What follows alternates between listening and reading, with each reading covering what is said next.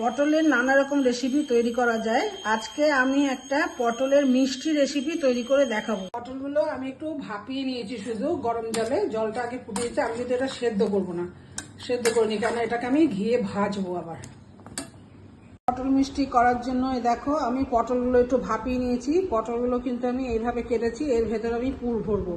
আর পুরের জন্য আমি প্রথমে নিয়েছি পটলগুলো একটু ভাজবো ঘি, তার নিয়েছি পুরের জন্য নিয়েছি ছানা, এখানে নিয়েছি পেস্তা, কাজু, কিশমিশ, আমন্ড বাদাম, গোলাপ জল, এলাচগুলো, কনডেন্স মিল্ক, গুঁড়ো পাউডার, দুধ আর হচ্ছে চিনি। এই দিয়ে আমি পটল মিষ্টিটা তৈরি করব। দিয়েছি ঘি দিয়ে ভাজার পরে শিরার মধ্যে আমি দিয়েছি, এটা এবার মিনিট 10 ফুটবে। এদিকে দেখো পটলগুলো কিন্তু আমি শিরার মধ্যে সেদ্ধ করতে বসিয়ে দিয়েছি। ঘি দিয়ে ভাজার পরে শিরার মধ্যে আমি দিয়েছি, এটা এবার মিনিট 10 ফুটবে।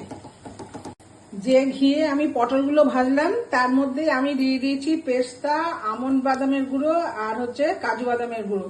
এগুলো একটু নাড়াচাড়া করে নিয়ে আমি ছানাটা দিয়ে পুরটা বানিয়ে নেবো। এই দেখো পুরের মধ্যে আমি কনডেন্স মিল্ক আর দিয়ে দিয়েছি গুঁড়ো দুধ।